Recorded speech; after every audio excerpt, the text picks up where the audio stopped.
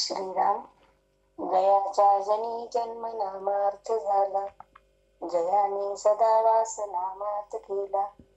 जयाच्या मुखी सर्वदा नाम कीर्ती, नमस्कार त्या ब्रह्म चैतन्य मूर्ती. श्री समर्थ ब्रह्म चैतन्य गोंदवलेकर महाराज की जय. श्रीराम समर्थ.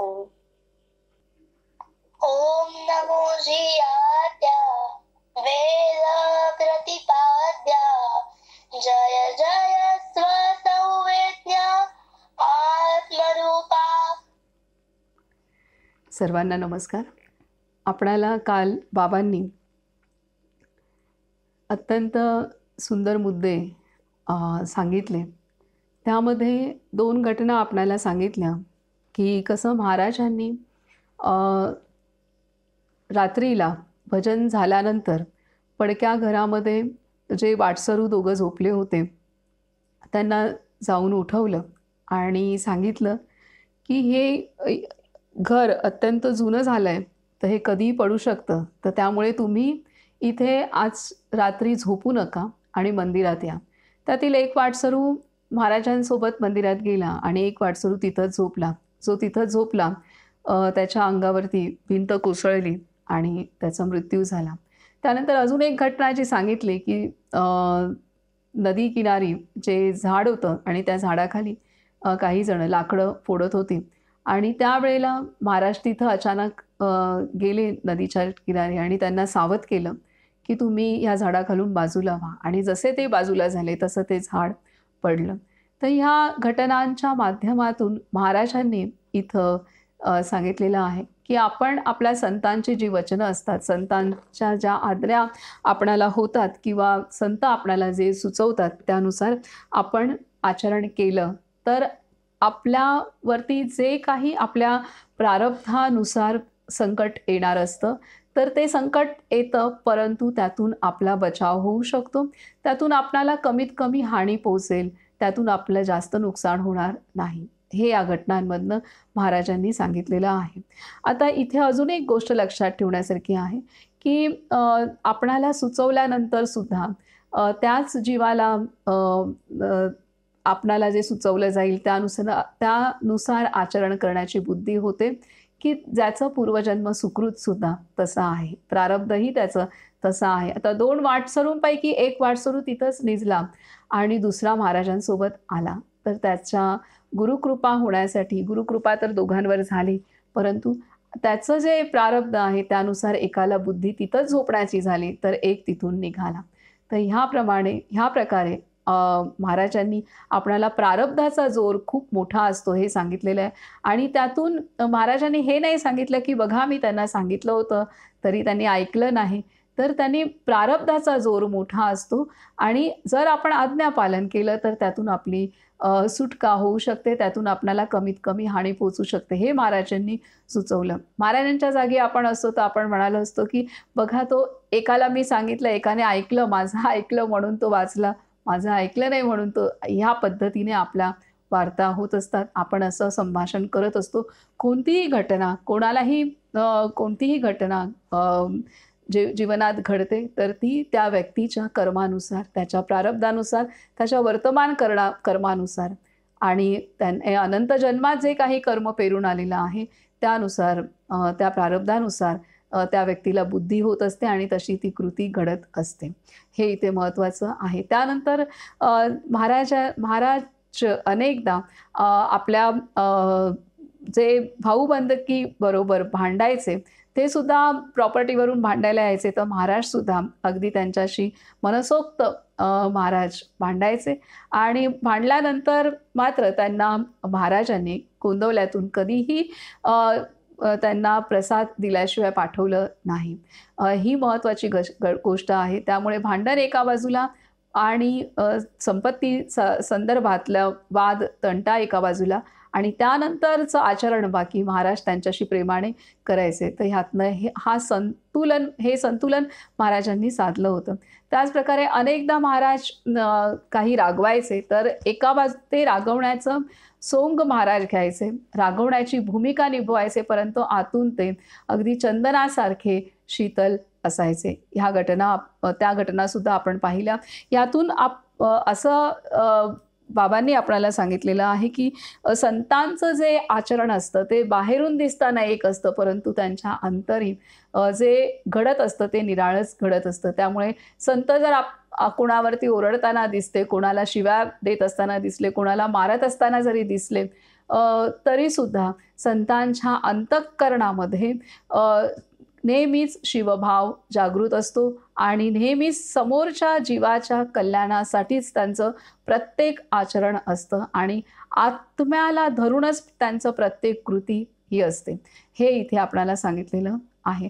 अशा रीतीने खूप आपल्याला काल छान शिकायला मिळालं आणि त्याच प्रकारे सगळ्यात महत्त्वाची शेवटची जी घटना आहे ती महाराजांच्या द्वितीय पत्नी त्यांच्या संदर्भातील आहे की त्यांनी साधकांनी दिलेल्या भेटवस्तू त्यांनी साठवल्या होत्या आणि 5 ते 10 वर्षात त्यांच्यामध्ये 2 मोठ्या ट्रंका भरून वस्तू साठल्या गेल्या होत्या आणि महाराजांनी त्यांना अनेकदा सुचवलं की या वस्तू जशा आपल्याला न मागता मिळालेल्या आहेत तशाच आपण त्या इतरांना सुद्धा न मागता गरिबांमध्ये किंवा आपल्या काही आप्तेष्टांमध्ये त्या वाटून टाकाव्यात. परंतु त्यांनी ते काही ऐकलं नाही, कारण मोह हा कोणाला सुटलेला नसतो.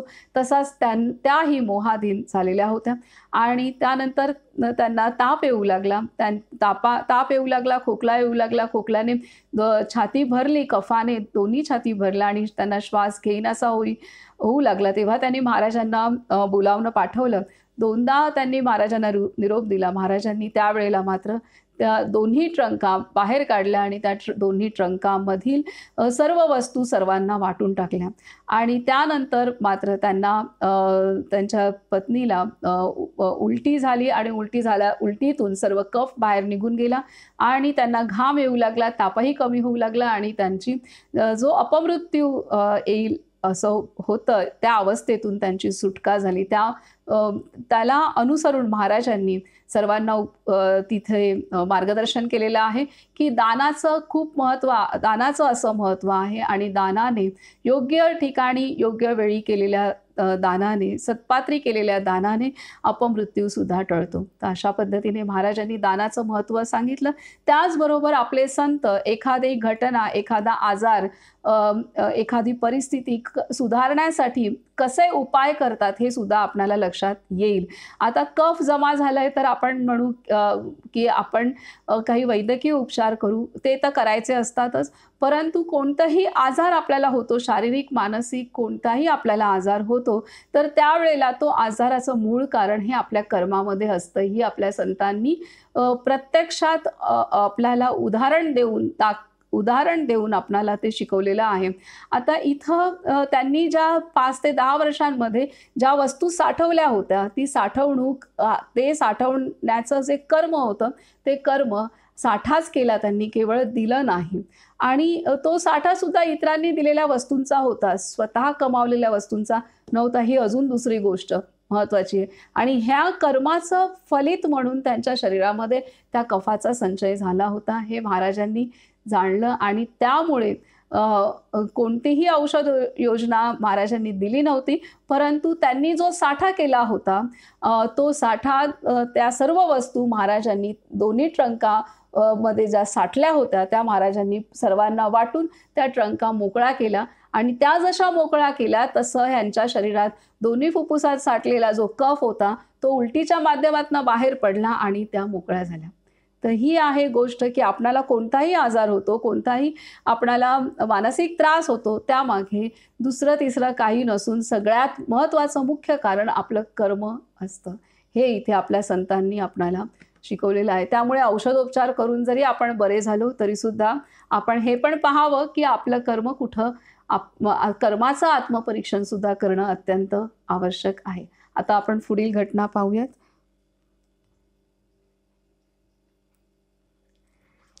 पुढचा मुद्दा आहे, माझे घे आणि तुझे मला दे, माझे घे आणि तुझे मला दे. एकदा आईसाहेब सोहळ्यात असताना एक 9 वर्षांची मुलगी त्यांना शिवली. तेव्हा एकदम रागावून, रांडे, शिवलीस का म्हणून तिच्यावर त्या ओरडल्या. आईसाहेब आपल्याला रांड म्हणाल्या. आपण विधवा होणार म्हणून ती मुलगी रडू लागली. दिवसभर जेवण खाण नाही, रडणे थांबेना. तेव्हा रात्री 8 वाजता कोणीतरी हे श्री महाराजांना सांगितले.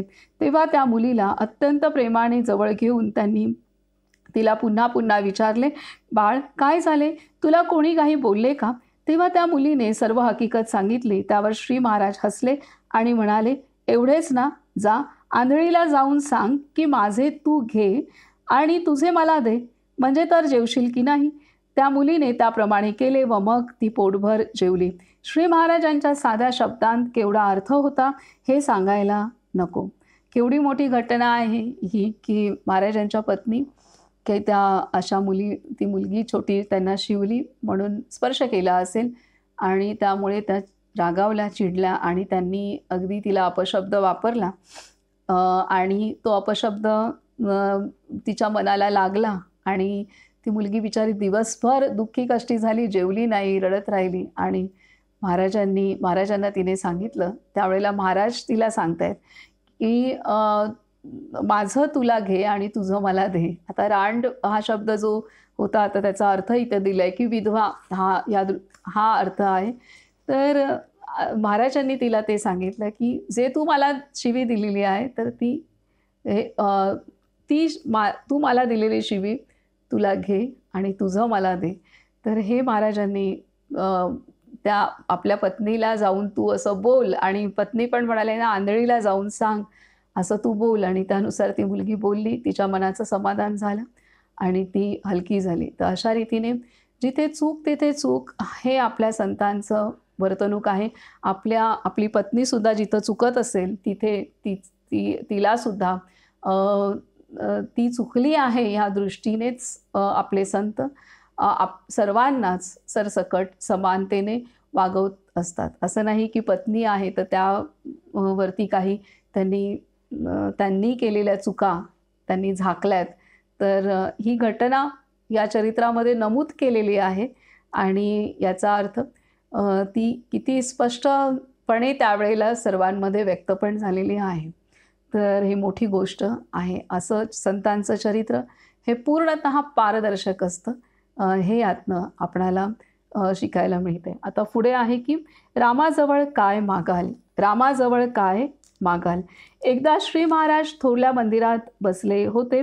अंतरंगातील 5-10 मंडळी समोर होती. सूर्याकडे पाहून श्री महाराज म्हणाले, समजा तुम्हाला राम भेटला आणि काहीतरी माग असे म्हणाला तर तुम्ही काय मागाल. कोणी काही बोले ना. तेव्हा श्री महाराज बोलले, मी माझी जाणीव, मीपणाची जाणीव नाहीशी कर असे मी मागेन. काय सांगतात की ते श्री महाराज बोलले, मी माझी जाणीव, मीपणाची जाणीव नाहीशी कर असे मी मागेन.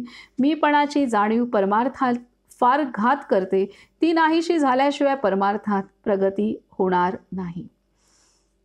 हे इथे सांगितलेलं आहे की आपण भगवंताकडे काय मागावं. मीपणाची जाणीव, मी माझं, ही जाणीव आपण मागावी. कारण आपण जर परमार्थ करायचे, आपल्याला भगवंत पाहिजे, त्याची अनुभूती हवी आहे, परमात्मा अनुभूती हवी आहे. आणि परमात्मा हा अमर्याद, सर्वव्यापक, सर्वज्ञ, सर्वशक्तिमान असा परमात्मा आहे की जो व्यापक आहे. आणि अशा भगवंताची अनुभूती करण्यासाठी आपण अध्यात्म करतोय. आणि त्यावेळेला मी माझं हे संकुचित मी जर असेल तर हा व्यापक जो भगवंत आहे त्याला आपण कधीच अनुभवू शकणार नाही. ह्यासाठी मी माझी ही जाणीव नाहीशी झाल्याशिवाय आपण भगवंताला अनुभवूच शकत नाही. इतकंच काय, आपल्या आतमध्ये असलेल्या आत्मतत्वालाच अनुभवू शकत नाही. आणि आपल्या आतमध्ये असलेलं आत्मतत्व हे त्याचं आहे, तेच आहे, त्याचाच एक पूर्ण अंश आहे, हे आपण अनुभवू शकत नाही. त्यामुळे की जे आपल्या आतमध्येच आहे. परंतु मी माझं या जाणीवेने जर ती जाणीव आपण नाहीशी नाही करू शकलो तर बाकी आपण आपल्याच अंतरी असलेल्या भगवंतापर्यंत पोचू शकणारच नाही.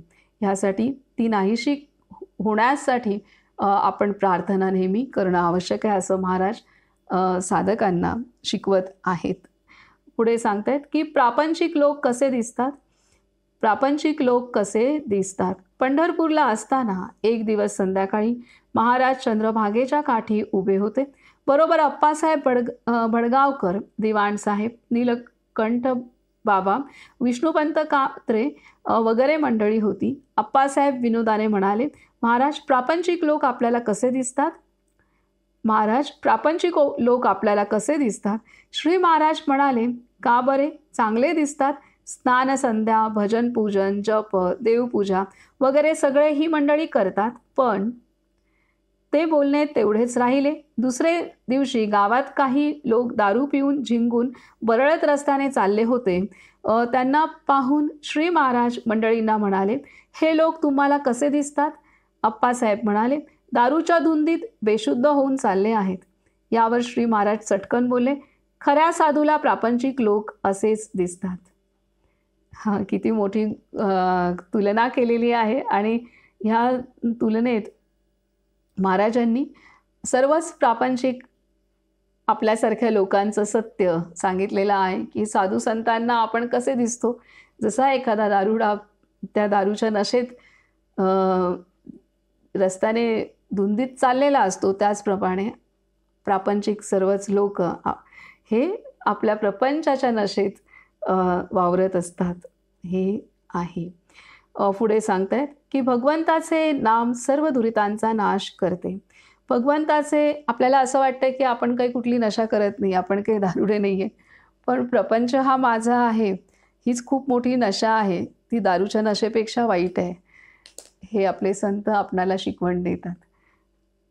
भगवंताचे नाम सर्व दुरितांचा नाश करते. पुढचा मुद्दा आहे की भगवंताचे नाम सर्व दुरितांचा नाश करते. रामनवमीचा उत्सव नुकताच संपला होता. सप्ताहामध्ये जागरण करून व इतर कामे करून मंडळी अगदी थकून गेली होती. संध्याकाळी 4 वाजता मंदिरासमोर श्री महाराज सर्व मंडळींसह बसले असता भाऊसाहेब फॉरेस्ट म्हणाले, महाराज, उत्सवामध्ये प्रत्येकाला पुष्कळ श्रम होतात, याचा प्रत्यक्ष फायदा काय होतो? प्रश्न ऐकून सर्व लोक हसले. पण श्री महाराज म्हणाले, भाऊसाहेब, तुमचा प्रश्न बरोबर आहे. कोणत्याही देवाच्या उत्सवाचा मुख्य हेतू हा की आपल्याला त्याचे स्मरण अधिकाधिक व्हावे. भगवंताचे स्मरण हे भगवंताच्या प्राप्तीसाठीच करायचे असते. परंतु भगवंताचे नाम सर्व प्रकारच्या दुरितांचा पण नाश करते. यावर भाऊसाहेब पुन्हा बोलले, महाराज, असे कोणाचे तरी पाप नाहीसे करून दाखवा. श्री महाराज म्हणाले, रामाच्या इच्छेने लवकरच तसे घडेल. या संवादानंतर 4च दिवसांनी भाऊसाहेब जवळगीकर या नावाचे गृहस्थ सहकुटुंब गोंदवल्यास आले. जवळगीकर हे निजामच्या राज्यात करोडगिरीच्या नाक्यावर अधिकारी असून चांगले श्रीमंत होते. त्यांना बरेच दिवसांपासून पंडुरोगाची व्यथा असल्याने पथ्यावर जगावे लागे आणि वयाला 50 वर्षे झाली तरी मूळ बाळ झाले नाही. त्यांच्या कुटुंबाचे नाव गंगाबाई असे होते. ही बाई मोठी, उदार व सात्विक होती, परंतु संतती नसल्यामुळे नेहमी दुःखी कष्टी असे. श्री महाराजांचे नाव ऐकून हे कुटुंब गोंदवल्यास आले होते.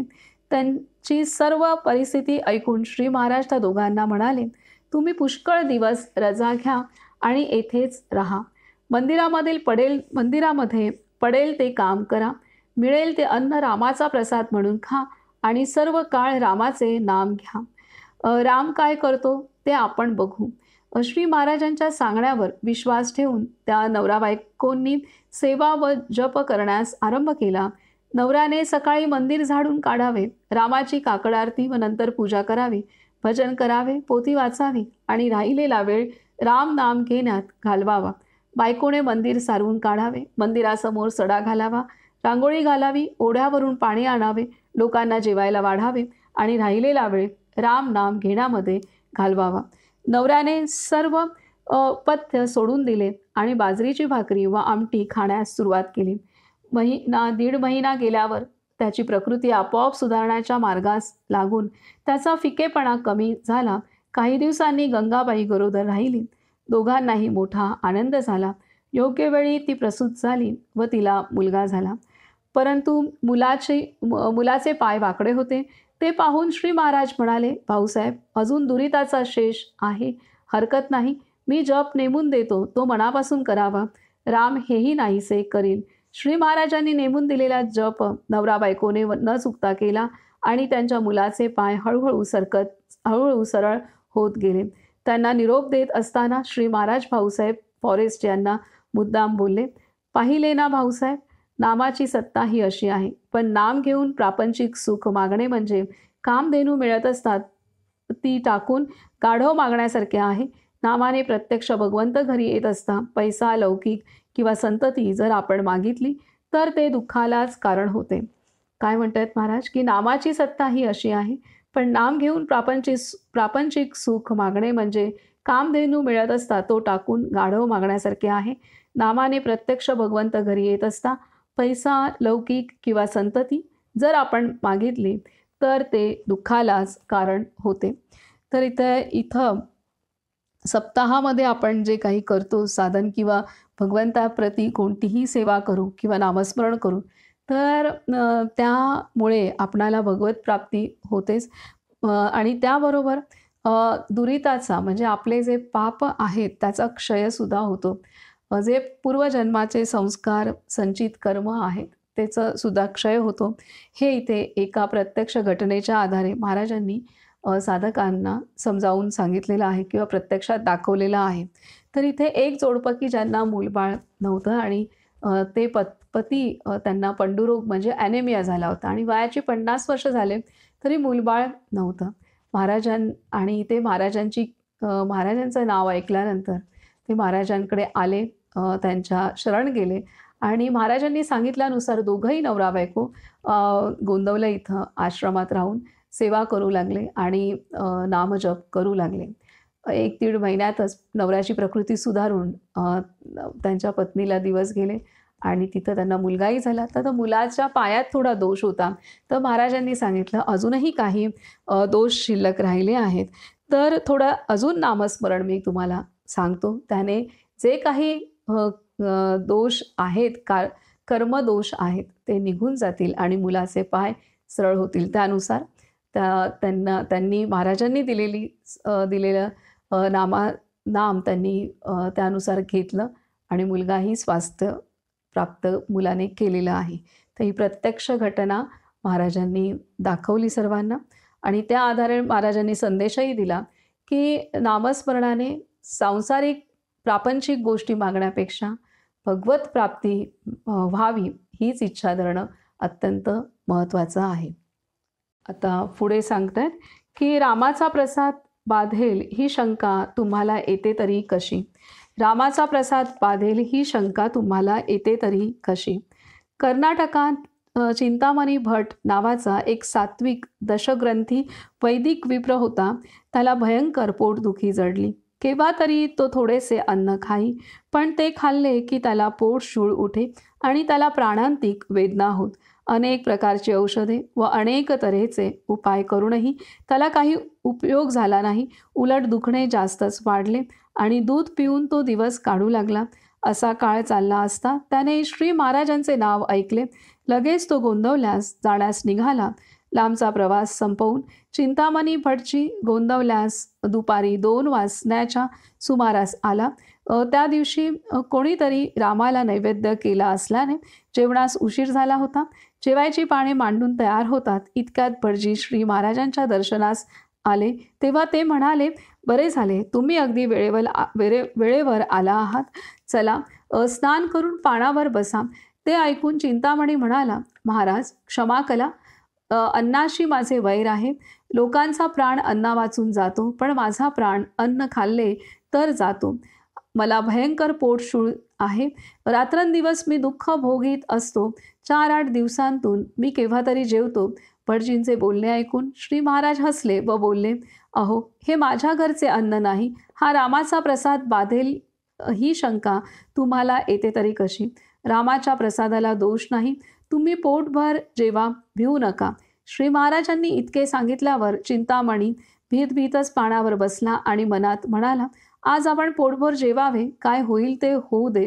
मी मेलो तर साधूजवळ मरेन, त्यांतही माझे कल्याण होईल. 4-6 दिवसांचा भुकेलेला आणि इतका लांब प्रवास करून आलेला चिंतामणी भराभर जेवू लागला. इतकेच नव्हे तर श्री महाराजांनी त्याला आग्रह करून खूप जेवायला घातले. आता पोट दुखेल, मग पोट दुखेल म्हणून वाट पाहणाऱ्या चिंतामणीची निराशा झाली. कारण त्या दिवसापासून त्याचा शूळ थांबला तो कायमचाच. तर इथे प्रसादाची महिमा सांगितलेली आहे प्रत्यक्ष घटनेच्या आधारे. तर त्याच्यामुळे रामाचा प्रसाद कधीही बाधू शकत नाही. हा संस्कार महाराजांनी दिलेला आहे आणि त्यासाठी ही घटना प्रत्यक्ष अनुभूती महाराजांनी करून दिलेली आहे. पुढे सांगतायत की स्वतःला विसरणे म्हणजे समाधी होय. स्वतःला विसरणे म्हणजे समाधी होय. एके दिवशी सकाळी मंदिरामध्ये श्री महाराज नाथांच्या भागवतावर निरूपण करीत होते. सर्व मंडळी लक्ष देऊन ऐकत बसली होती. इतक्यात गोदूबाई आंबेहळद हिचा मुलगा दत्तू इतर मुलांच्या बरोबर दंगा करू लागला. कोणीतरी मुलांना गप्प बसविण्याचा प्रयत्न केला तेव्हा बाकीची मुले चूप बसली.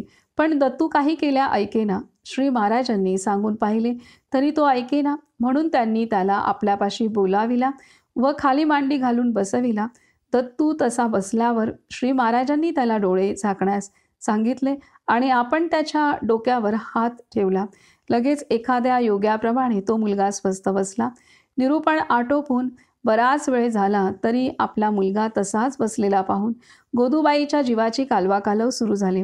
ती श्री महाराजांना म्हणाली, महाराज, दत्तूला बसून फार वेळ झाला. त्याला भूक लागली असेल, त्याचे अंग दुखेल, त्याला आता आपण जागा करा. तेव्हा श्री महाराज तिला बोलले, हे ग काय, तो जागा होता तेव्हा तो मस्ती करतो म्हणून तक्रार करीत होतीस.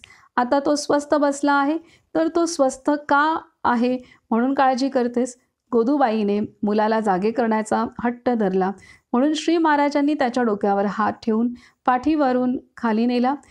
असे केल्यावर दत्तू जागा झाला. हा काय प्रकार आहे असे विचारता श्री महाराज बोलले, अरे यात काय आहे, ही नुसती गंमत आहे. औषधाने रोग्याला जशी भूल देऊन बेशुद्ध करतात त्याप्रमाणे आपली शक्ती वापरून ही मोहनिद्रा उत्पन्न करता येते. परंतु पुन्हा पुन्हा असे करणे चांगले नसते. ही एक प्रकारची समाधी होय. स्वतःला विसरणे म्हणजे समाधी समजावी. नाम घेताना स्वतःचा विसर पडणे ही सर्वोत्कृष्ट समाधी होय. नामात स्वतःला विसरायला शिकावे. तर इथं अशा पद्धतीने महाराजांनी स्वतःच्या शक्तीच्या आधारे लहान मुलाला ध्यानस्थ तो लहान मुलगा झाला, समाधीस्थ झाला. आणि इथे महाराज सांगतात की ही मोहनिद्रा आहे की त्या आधारे त्या मुलाला समाधी लागली होती. आणि इथं महाराज सांगतात की जेव्हा आपण स्वतःला विसरून जातो तर ती समाधी अवस्था आहे आणि नामामध्ये आपण स्वतःला विसरून जाणं ही सर्वोत्कृष्ट समाधी आहे असं आपल्याला महाराज इथे सांगतायत. त्यामुळे नामस्मरण आपल्याला साधं वाटत असेल तरीसुद्धा जेव्हा नामस्मरण केलं जातं त्यावेळेला आपणाला स्वतःच्या अस्तित्वाचा विसर हा पडतो. मनापासून नामस्मरण केलं की तिथं आपण स्वतःला विसरून जातो. तर ही सर्वोत्कृष्ट समाधी आहे असं महाराज सांगतायत. पुढे आहे की स्वर्गामध्ये दही मिळेल का, स्वर्गामध्ये दही मिळेल का. छान छान घटना आहेत. प्रत्येक मोठी शिकवण प्रत्येक घटनेच्या आधारे आपणाला प्रत्यक्ष शिकायला मिळत आहे. तर आता अशीच ही एक घटना आहे की जिचं नाव आपल्याला बाबांनी दिलेलं आहे की स्वर्गामध्ये दही मिळेल का. गोमेवाडीच्या पाटलाची श्री महाराजांवर फार निष्ठा होती. सन 1872च्या सुमारास त्याला त्यांच्याकडून नाम मिळाले होते. त्याने श्री महाराजांशिवाय दुसरा देव मानला नाही. नामाशिवाय दुसरे साधन केले नाही. पादुकांची पूजा केल्याशिवाय कधी अन्न ग्रहण केले नाही आणि रोज शिऱ्याचा नैवेद्य दाखविल्याशिवाय कधी राहिला नाही. सन 1897च्या रामनवमीला श्री महाराजांनी पाटील बाबांना मुद्दाम गोंदवल्यास बोलाविले. उत्सव संपून 8 दिवस झाल्यावर पाटील बाबा परत जाण्यास निघाले तेव्हा श्री महाराज त्यांना म्हणाले, पाटील बाबा, इतके दिवस रोज गोड खाऊन मला कंटाळा आला आहे. उद्यापासून कांदा भाकरीचा नैवेद्य दाखवीत जा. पाटलांनी संमती दिली. तेवढ्यात श्री महाराज एक नारळ रामाच्या पायाला लावून त्यांच्या पदरात श्री महाराजांनी एक नारळ रामाच्या पायाला लावून त्यांच्या पदरात टाकला व म्हणाले, हा नारळ देवाच्या शेजारी ठेवून द्यावा. मी तुमच्याकडे आलो म्हणजे फोडीन. काही दिवस गेल्यावर पाटील बाबांची परिस्थिती खालावली. खालावली इतकी की कांदा भाकर खाऊन राहण्याची वेळ पाळी आली.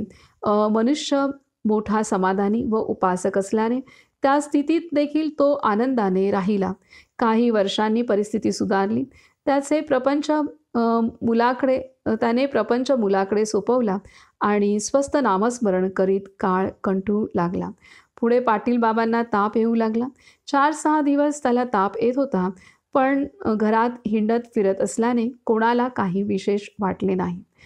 7व्या दिवशी संध्याकाळी एकदम त्याची वाचा बसली आणि मग सर्वजण धावपळ करू लागले. वैद्याने मात्रा दिली तेव्हा शुद्धीवर येऊन पाटील बाबा म्हणाले, "अरे बाळांनो, राम मला बोलावतो आहे. महाराज आता येतील. ते आले की मला सांगा." इकडे गोंदवल्यास त्या दिवशी रात्री 10 वाजता श्री महाराजांनी निळकंठ बाबाला घोडा तयार करून आणण्यास सांगितला आणि त्याला घेऊन रात्री 12 वाजण्याच्या सुमारास पाटलांच्या घरी ते पोचले. त्यांनी पाटील बाबांचे डोके आपल्या मांडीवर घेतले आणि म्हणाले, "पाटील बाबा, मी आलो आहे. आता कशाचीही काळजी करू नये. नामामध्ये राहावे." त्यांनी डोळे उघडले, श्री महाराजांना नमस्कार केला आणि हृदयाकडे हात लावून म्हणाले, "इथं नाम चालू आहे, पण मला 1 द्रोणभर दही पाहिजे. वर गेल्यावर स्वर्गात दही मिळेल का नाही कोणास ठाऊक." त्यावेळी श्री महाराजांनी पूर्वी दिलेला नारळ फोडला, त्यातील पाणी दह्यामध्ये घातले आणि वाटीभर दही पाटील बाबांना पाजले. त्यानंतर अत्यंत शांतपणे नाम घेत पाटील बाबांनी देह ठेवला. ही खूप मोठी घटना आहे. आता इथे अशा पाटील आहेत की हे एका गावचे पाटील, त्यांचा श्री महाराजांच्यावरती प्रचंड विश्वास होता आणि महाराजांना नैवेद्य दाखवल्याशिवाय ते जेवत नसत आणि रोज शिऱ्याचा नैवेद्य इथे पाटील बाबा त्यांना करायचे. रोज शिऱ्याचा नैवेद्य करायचे आणि तो नैवेद्य दाखवूनच ते रोजचं जेवण, रोजचं प्रसाद खायचे ते. आणि रोज महाराजांना दाखवल्याशिवाय जेवत नसत. इतका त्यांचा नेम होता आणि नामस्मरणही प्रचंड होतं. महाराजांवरती निष्ठा नितांत होती. आणि पाटील बाबा महाराजांना भेटायला आले तर त्यावेळेला महाराजांनी त्यांना सांगितलं की मला रोज गोड गोड खाऊन आता कंटाळा आला आहे, तर तुम्ही आता कांदा भाकरीचा नैवेद्यच दाखवत जा, हे महाराजांनी सांगितलं. आणि त्यांना 1 श्रीफळ नारळ पाटील बाबांना दिला आणि त्यांनी सांगितलं की हा तुम्ही जपून ठेवा नारळ आणि मी जेव्हा तुमच्याकडे येईल तेव्हा तुम्ही तो मला द्या. तेव्हा तोपर्यंत तुम्ही तो फोडू नका आणि मी जेव्हा तुमच्याकडे येईन आलो की म्हणजे मी हा फोडेन, असं महाराजांनी सांगितलं. आणि त्यानंतर पाटील बाबा आपल्या घरी जात आहेत आणि घरी नंतर त्यांची परिस्थिती, जे पाटील होते आणि रोज शिऱ्याचा नैवेद्य दाखवत होते, म्हणजे त्यांची परिस्थिती खूप चांगली होती आधी. आणि जसं महाराजांना भेटून ते आपल्या गावाला गेले त्यानंतर त्यांची परिस्थिती खालावली आणि कांदा भाकरीचाच नैवेद्य दाखवू शकेल इतकी त्यांची परिस्थिती, आर्थिक परिस्थिती खालावली. आणि काही कालावधीनंतर मात्र त्यांची परिस्थिती सुधारली आणि त्यांनी मग आपला सर्व प्रपंच मुलांच्या ताब्यात दिला आणि थोड्याच दिवसात त्यांना ताप येऊ लागला आणि 1 आठवड्याच्याच तापात त्यांची अवस्था खराब झाली आणि अत्यवस्थ झाली. आणि त्यावेळेला मुलांनी वैद्यांना बोलावून आणलं आणि त्यांनी मात्रा साठवली तेव्हा ते शुद्धीवर आले. आणि तेव्हा ते मुलांना सांगतायत की आता राम मला बोलवत आहे, तुम्ही काळजी करू नका, महाराज आता येतील. आणि हे महाराजांना त्यांनी काही सांगितलं नाहीत. आणि तिकडे गोंदवलेतून महाराज रात्रीचं भजन झाल्यानंतर महाराज घोडा घेऊन पाटील बाबांच्या गावी त्यांना भेटायला आलेत आणि तिथं पाटील बाबांना त्यांनी मांडीवरती घेतलेलं आहे आणि त्यांचं डोकं घेतलं आणि पाटील बाबा शुद्धीत आले. आणि पाटील बाबा महाराजांना सांगतायत की माझं नाम चालू आहे, माझ्या हृदयामध्ये नाम चालू आहे आणि मी आता आनंदाने जातो, पण स्वर्गात गेल्यानंतर मला तिथं दही मिळणार नाही, तर मला दही खाण्याची इच्छा आहे. दही मिळेल का? तर मला द्रोणभर दही पाहिजे. तर महाराज त्यानुसार त्यांना दही देत आहेत आणि त्या दह्यामध्ये जो महाराजांनी काही वर्षांपूर्वी नारळ दिला होता तो नारळ पाटील बाबांनी जपून ठेवला होता. तो नारळ महाराज त्यांनी फोडून त्यातलं पाणी त्या दह्यामध्ये मिसळून त्यांनी पाटील बाबांना खायला घातलंय. ते दही खायला घातलं आणि त्यानंतर त्यांचे प्राण पाटील बाबांना सोडून गेलेले आहेत. तर अशा पद्धतीने ही घटना घडलेली आहे. आणि आपल्या संतांना किती त्रिकालदर्शी संत असतात. महाराजांनी काही वर्षांपूर्वी तो नारळ दिला होता आणि पाटील बाबांची परिस्थिती खालावणार आहे हे महाराजांना दिसलं होतं. ते हे भविष्य त्यांच्या कुटुंबाचं पाटील बाबांच्या महाराजांना दिसलं होतं. आणि आता इथून पुढे पाटील बाबा आपणाला शिऱ्याचा नैवेद्य दाखवणं पाटील बाबांना आर्थिकदृष्ट्या शक्य होणार नाही आणि ते त्यांना दाखवता येणार नसल्याने त्याचं दुःख त्यांना होऊ नये ह्यासाठी महाराज त्यांना त्यांची परिस्थिती खालावण्याच्या अगोदरच महाराज त्यांना सांगतायत की तुम्ही मला आता इथून पुढे मला गोड खाऊन कंटाळा आला, कांदा भाकरीचा नैवेद्य मला रोज दाखवत जा, असं महाराज त्यांना सांगतायत. आणि त्यानुसार ते किती आपले संत आपली काळजी घेतात हे ह्या घटनेतनं दिसतंय. आणि जो नारळ दिला होता तो नारळसुद्धा पाटील बाबा शेवटच्या क्षणाला ही त्यांची दही खाण्याची इच्छा बाहेर येणार आहे हेही महाराजांना दिसलं असावं आणि त्या दह्यामध्ये त्या नारळाचं पाणी त्यांनी मिसळून त्यांना दिलेलं आहे, शेवटी खाण्यास दिलेलं आहे. तर असे हे आपल्या संतांची प्रत्येक कृती ही आपणाला समजण्याच्या पलीकडेची असते हे इथे पुन्हा एकदा आपल्या लक्षात येते. पुढे सांगतायत, पुढची घटना आहे नको रे मना क्रोध हा खेदकारी. नको रे मना क्रोध हा खेदकारी. वयस्कर पेन्शनर व अधिकारी साहेब लोकांशी श्री महाराज फार खुबीने वागत. इन्स्पेक्टर काळेसाहेब मोठा कडक व प्रामाणिक अधिकारी होता. त्याने श्री महाराजांना व इतर 4 साहेबांना एकदा जेवायला बोलाविले. मंडळी पानावर बसली. सर्व वाढून झाले होते पण तूप वाढण्यास उशीर झाला म्हणून यजमान साहेब आपल्या बायकोवर ओरडले. श्री महाराजांसकट सर्व मंडळी आनंदाने पानावर बसली असता यजमान एकदम संतापला. हे पाहून सर्वांचा विरस झाला. यजमानीबाईंच्या डोळ्यांना तर पाणी झाले, परंतु त्याचवेळी श्री महाराजांनी त्यांच्याकडे इतके अर्थपूर्ण व सहेतुक बघितले की दोघांची दृष्टादृष्ट होताच यजमानांना आपली चूक समजली आणि त्यांच्या डोळ्यांना चटकन पाणी आले. संध्याकाळी दर्शनास गेले असता श्री महाराज काळेंना सहज म्हणाले, परमार्थ साधण्यासाठी विकार नाहीसे करायचे नसतात, पण ते पूर्णपणे ताब्यात मात्र ठेवावे लागतात. क्रोधाने साधकाची फार मोठी हानी होते. पुढे ही गोष्ट सांगून काळे म्हणत की महाराजांच्या त्या एका नजरेमध्ये अक्रोधाच्या आणि शांतीच्या उपदेशाची गीता भरलेली होती. तर इथे पुन्हा क्रोधाविसंदर्भात महाराज सांगतात की परमार्थ साधण्यासाठी विकार नाहीसे करायचे नसतात, पण ते पूर्णपणे ताब्यात मात्र ठेवावे लागतात. क्रोधाने साधकाची फार मोठी हानी होते. पुढे ही गोष्ट सांगून काळे म्हणत की महाराजांच्या त्या एका नजरेमध्ये अक्रोधाच्या आणि शांतीच्या उपदेशाची गीता भरलेली होती. तर इथे महाराजांनी आता पुन्हा ही घटना आपणाला शिकवते की सर्व जे विकार आहेत ते सर्व विकारांची उपयोगिता आहे. योग्य त्या प्रमाणात ते वापरणं आवश्यकच आहे जीवन जगत असताना, परंतु ते विकारांनी आपल्यावरती ताबा घेऊ नये. आपण त्यांना योग्य रीतीने वापरणं आवश्यक आहे आणि विकार आपण योग्य रीतीने वापरली तरच आपली परमार्थात प्रगती होऊ शकते, अन्यथा होऊ शकणार नाही हे इथे आपणाला सांगतायत. आता पुढे सांगतायत की पोराला उत्तम गती लाभली. पोराला उत्तम गती लाभली. वासुदेवराव फडके यांचा शिवाजी नावाचा 1.5-2 वर्षांचा मुलगा होता. तो गोरापान व मोठा सुरेख असल्याने सर्वांना आवडे. गोंदवल्यास ते आले तेव्हा श्री महाराजांनी त्यांना सामान ठेवण्यास एक खोली दिली.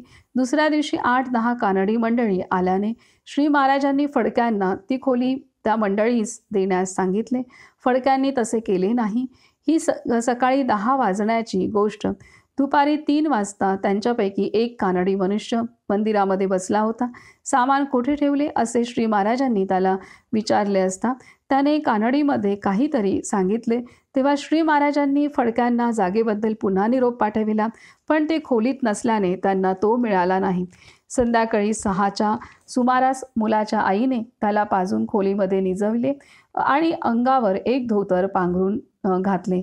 अर्ध्या तासाने अंधार पडल्यावर एक मोठी इंगळी त्याला चावली व त्या एक मोठी इंगळी त्याला चावली.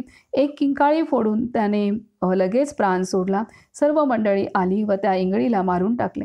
श्री महाराजांच्या कानावर बातमी जाता, अरे रे, बरं, रामाची इच्छा असे बोलून मुलाला गरम शेक देण्यास सांगितले. बाटल्यांमध्ये गरम पाणी घालून बायका 3-4 तास प्रेताला शेकत बसला. रात्री 10 वाजून गेल्यावर श्री महाराजांनी मुलाला मंदिरात आणवले, रामासमोर मांडीवर घेतले आणि रामाचे तीर्थ घेऊन म्हणाले, शिवाजी, बाळ आ कर. तेव्हा त्या पोराने डोळे उघडून आ केला. तोंडात पळीभर तीर्थ पडल्यावर त्याने पुन्हा तोंड मिटले व डोळे झाकले. त्याच्या कपाळाला भस्म लावून श्री महाराज म्हणाले, पोराला फार उत्तम गती लाभली. योगी लोक ज्या गतीला जातात त्या गतीला तो गेला. तर ह्या घटनेमध्ये महाराजांनी इथे ह्या लहान बाळाच्या वडिलांना सांगितलं होतं की आई वडिलांना की त्यांना जी खोली दिली होती ती खाली करण्यासाठी, आणि दुसरे जे कानडी लोक तिथं आले होते तर त्यांना सामान ठेवण्यासाठी ती खोली द्यावी असं महाराजांनी आधी सांगितलं होतं. तरीसुद्धा त्यांनी ते ऐकलं नाही आणि ती खोली खाली केली नाही आणि त्या मुलाला संध्याकाळी ही इंगळी चावलेली आहे आणि त्याचा मृत्यू झाला. आणि जेव्हा महाराजांना हे समजतंय, महाराज त्या मुलाला शेकायला सांगतायत आणि त्यानंतर 3-4 तास शेकल्यानंतर, ही घटना संध्याकाळी 6 नंतर घडली. 3-4 तास शेकल्यानंतर महाराजांचं भजन, रात्रीचं भजन झाल्यानंतर महाराज त्या मुलाला हाक मारून उठवत आहेत आणि तो मुलगा उठतोय आणि महाराज रामाचं तीर्थ त्याला पाजतायत आणि त्याला महाराज त्याच्या कपाळाला भस्मही लावत आहेत. त्यानंतर त्याचा मृत्यू होतो. मृत्यू हा टळत नाही, कारण त्याचा प्रारब्धानुसार तेव्हा योगच होता मृत्यूचा या मुलाच्या, आणि त्यामुळे महाराजांनी त्याला पुनर्जीवन असं दिलं नाही, परंतु महाराजांनी त्याला तीर्थ पाजून आणि त्याच्या कपाळी भस्म लावून महाराजांनी त्याला पुढील गती ही योगी लोकांना जी गती प्राप्त होते ती गती त्याला प्राप्त होण्यासाठी महाराजांची कृपा त्या मुलाला लाभली. ही खूप मोठी गोष्ट आहे. एवढ्या लहान बालकाला महाराजांच्या कृपेमुळे योगी लोकांना जी गती प्राप्त होते ती गती प्राप्त होणार आहे. तर हे असते संतांची कृपा. काही अघटित घडलं संतांच्या आश्रयात असताना, अगदी मृत्यू जरी आला संतांच्या चरणी, संतांच्या सहवासात, तरी सुद्धा त्या मृत्यूतून सुद्धा गती चांगलीच, संत त्या जीवासाठी चांगलीच गती प्राप्त कशी होईल ह्याची योजना करतात. हे या घटनेतनं आपल्याला दिसून येत आहे. पुढे सांगतायत, गायीमध्ये थोडी मानवी भावना आहे. गायीमध्ये थोडी मानवी भावना आहे. कृष्णराव भिकवडीकर नावाचा एक अधिकारी श्री महाराजांचा शिष्य होता. गोंदवल्यास गायींची संख्या फार वाढलेली पाहून कृष्णराव महाराजांना म्हणाला, महाराज, यांपैकी 3-4 गायी पाळायला मी घेऊन जाऊ का? चारा बिरा मला फुकट मिळतो. यावर श्री महाराज म्हणाले, असे करण्याची काही जरूर नाही. येथे सर्वांच्या बरोबर राम त्यांनाही खायला घालतो हे तुम्ही पाहताच. तरी कृष्णरावाने आग्रह धरून 4 गायी आपल्या घरी नेल्या. प्रथम काही दिवस त्याने गायींची व्यवस्था चांगली केली, पण पुढे तो त्यांच्याकडे दुर्लक्ष करू लागला. शेवटी इतका प्रसंग आला की 2-2, 3-3 दिवस गायींना चारा किंवा पाणी देखील मिळेना. त्या अगदी मरायला टेकल्या. इकडे गोंदवल्यास श्री महाराजांना दृष्टांत झाला. त्या 4ही गायी त्यांच्या समोर आल्या आणि डोळ्यात पाणी घालून विनवू लागल्या की अन्न पाण्या वाचून आम्ही इथे मरत आहोत, आम्हाला गोंदवल्यास घेऊन जा. आपल्या जवळ मरण आलेले पत्करले, पण इथे हे असले मरण नको. श्री महाराज लगेच उठले व निळकंठ बाबाला हाक मारून ओरडले, "अरे निळकंठ, हा असाच आत्ताच्या आत्ता त्या कृष्णरावाकडे जा आणि आपल्या गायी परत घेऊन ये." गायी गोंदवल्यास येईपर्यंत श्री महाराज जेवले नाहीत किंवा पाणी देखील प्याले नाहीत. निळकंठ बाबा बरोबर गायींना पाजण्यासाठी रामाचे तीर्थ पाठविले होते. चालण्याची शक्ती गायींच्या अंगी नसल्याने गोंदवल्यास येण्यास त्यांना उशीर झाला. गायी परत आल्याबरोबर पोटच्या प्रेमाच्या मुली परत आल्या इतका आनंद श्री महाराजांना झाला. त्या मुक्या प्राण्यांना डोळ्यांतून अश्रू वाहू लागले. त्या मुक्या प्राण्यांच्या डोळ्यांतून अश्रू वाहू लागले. माणसांबरोबर बोलावे तसे श्री महाराज त्यांच्याशी बोलू लागले. बोलणे चालू असतानाच त्यापैकी एक गाय रामाच्या समोर आली व हंबरडा फोडून खाली पडली. "अरे अरे" असे म्हणून श्री महाराजांनी लगेच तिचे डोके मांडीवर घेतले व तोंडात रामाचे तीर्थ घातले. तिचा प्राण चालला होता म्हणून सर्व मंडळींना मोठ्याने नाम घेण्यास सांगितले. गाय मेल्यावर श्री महाराज म्हणाले, "जनावरांपैकी गायीला विशेष महत्त्व आहे. ती दूध देते, शेतीला बैल पुरवते, खत देते, हे सर्व ठीकच आहे. परंतु गायीमध्ये थोडी मानवी भावना आहे. इतर जनावरांमध्ये ती क्वचित आढळते. गायीवर आपण प्रेम करतो ते तिला कळते. भगवंताला देखील ती प्रिय आहे." तर अशा रीतीने गायीसुद्धा महाराजांच्या स्वप्नात येऊन त्यांना जे यातना होत आहेत, अन्न पाण्यावाचून त्यांना आपण मरणार हे गायींनाही दिसते आणि तो संदेश गायी महाराजांना स्वप्नात येऊन महाराजांना दृष्टांत देऊन सांगतायत.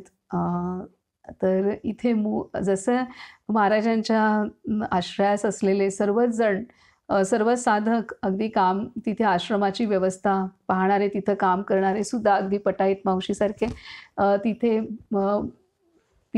काम करणाऱ्या भगिनी आहेत, त्यासुद्धा महाराजांना अगदी त्यांच्याशी भांडलेल्या बाईची सुद्धा तक्रार करत होते. तसंच इथे मूक जनावरसुद्धा महाराजांवरती त्याचीसुद्धा किती नितांत श्रद्धा होती.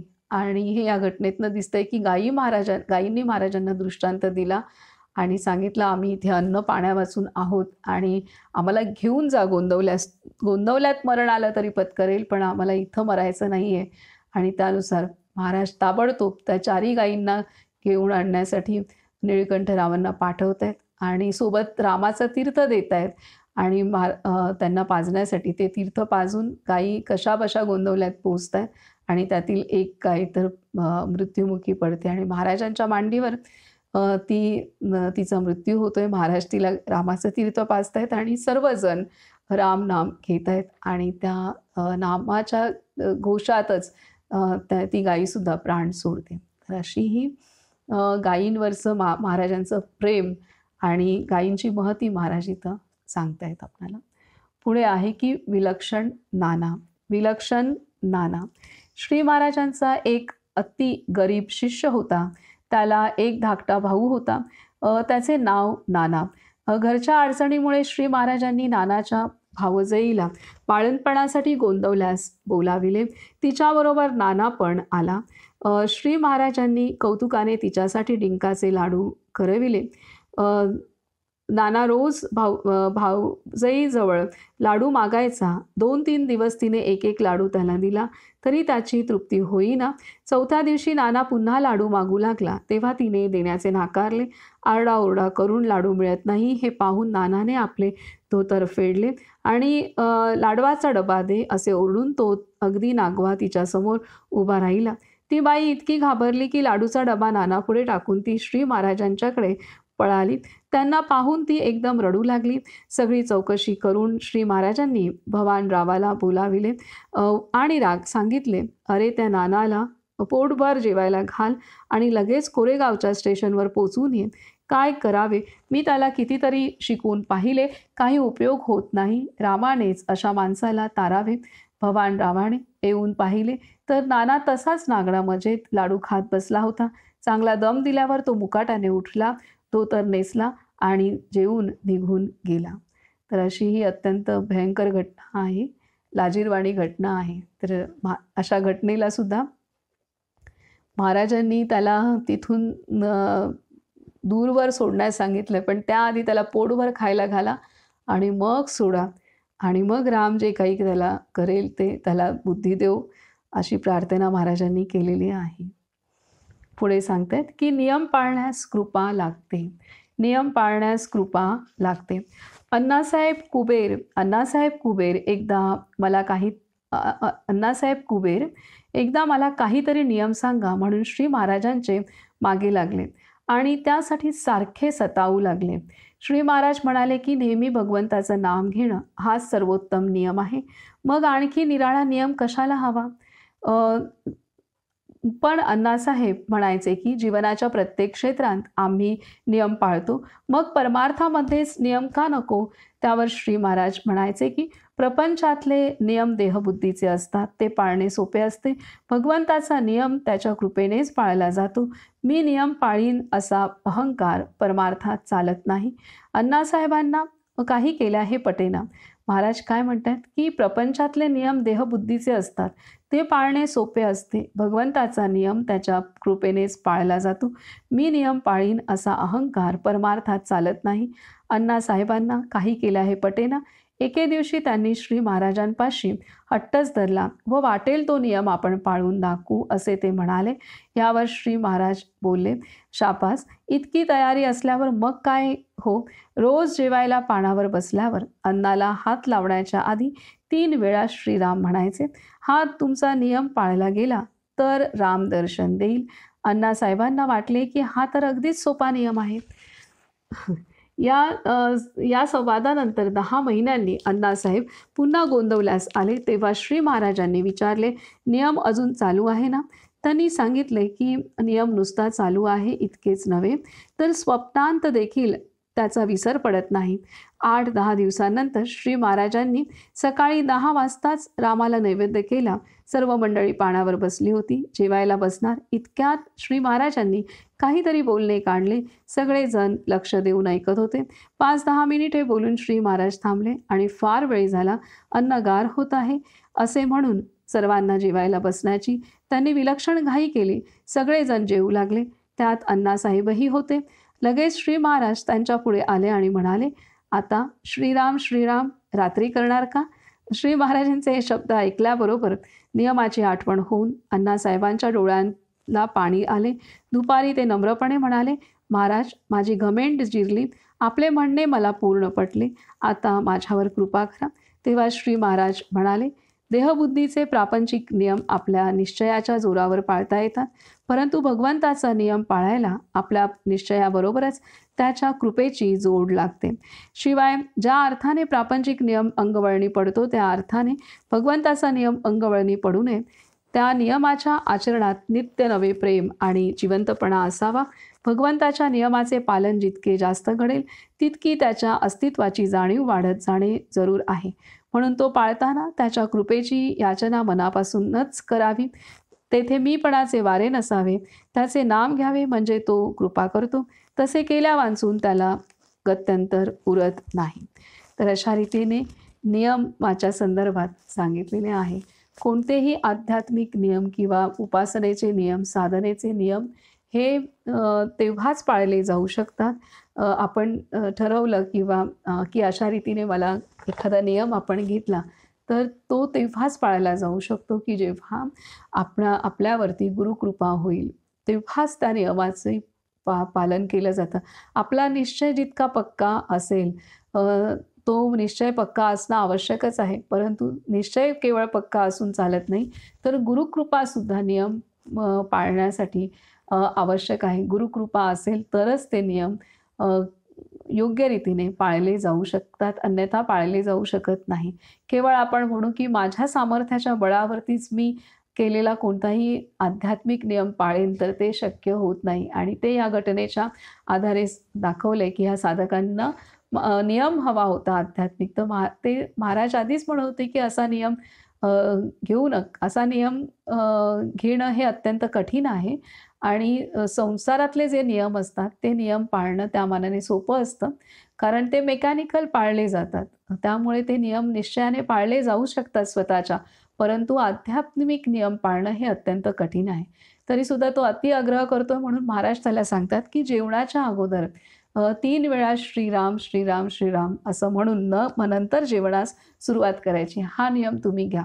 तर त्यानुसार तो 10 महिने हा नियम ते अगदी व्यवस्थित पाळतायत आणि महाराजांना सांगतायत की अगदी मी स्वप्नात सुद्धा जेवत असेल, समजा तसं स्वप्न पडलं तरी सुद्धा त्याच्या स्वप्नात सुद्धा आधी मी श्रीराम श्रीराम श्रीराम असं 3दा म्हणतो, नंतरच जेवतो. असा इतका काटेकोर हा नियम माझं पालन करून होत आहे, हे तो श्री महाराजांना सांगतोय. आणि त्यावेळेला तो तिथं गोंदवल्या इथे राहतोय आणि तेव्हा 7-8 दिवसानंतर महाराजांसोबत सर्वजण पंक्तीला बसले असता महाराज तिथे थोडा वेळ सर्वांशी गप्पा मारतायत आणि त्यानंतर महाराज म्हणतायत की आता खूप अन्न गार होईल, चला लवकर जेवूया, असं म्हणून सगळ्या जणांना महाराज जेवायची लगबग घाई करतायत आणि त्या घाईत हा श्रीराम म्हणायचा विसरून जातोय आणि तो जेवू लागतो. तेव्हा महाराज त्याला आठवण करून देतात, आता तू रात्री श्रीराम श्रीराम श्रीराम म्हणणार का? तर अशा रीतीने महाराज त्याला प्रत्यक्ष दाखवत आहेत की केवळ मीपणाच्या जोरावरती, माझ्या स्वतःच्याच सामर्थ्यावरती आध्यात्मिक नियम पाळू म्हटलं तर ते पूर्णतः आपण ते पाळू शकत नाही. नियम परिपूर्ण रीतीने आणि काटेकोर रीतीने पाळण्यासाठी आपल्या निश्चयाबरोबरच गुरुकृपा असणं आवश्यक आहे, तरच तो नियम पाळला जाऊ शकतो. तर इथे थोडक्यात हे आहे की आध्यात्मिक नियम पाळण्यासाठी आपल्या अंतरीचा मीपणा पूर्णतः गळून जाणं आवश्यक आहे, तरच तो नियम पाळला जाऊ शकतो आणि तो मीपणा गळण्यासाठी गुरुकृपा आवश्यक आहे. तर अशा रीतीने ह्या सर्व घटना, विविध घटना आपण पाहिल्या आजही आणि एक एक घटना आपणाला एक एक तत्व जीवनाचं शिकवते आहे आणि त्या तत्वाच्या आधारे, त्या शिकवणीच्या आधारे आपण आपल्या अंतरी असलेल्या भगवंताची अनुभूती घेण्यासाठी एक एक शिकवण आपल्याला मदत करणार आहे. तर इथे हे प्रकरण 7वं पूर्ण होते. आता उद्यापासून 8वं पुढील प्रकरण सुरू होईल. त्याचं नाव आहे पुन्हा काशी यात्रा आणि सन 1905 ते 1907 हे पुढील प्रकरण आहे, प्रकरण 8. ते आपण उद्यापासून सुरू करूयात. आता इथे आपण थांबूयात आणि महाराजांचं नाम आपण ऐकूयात.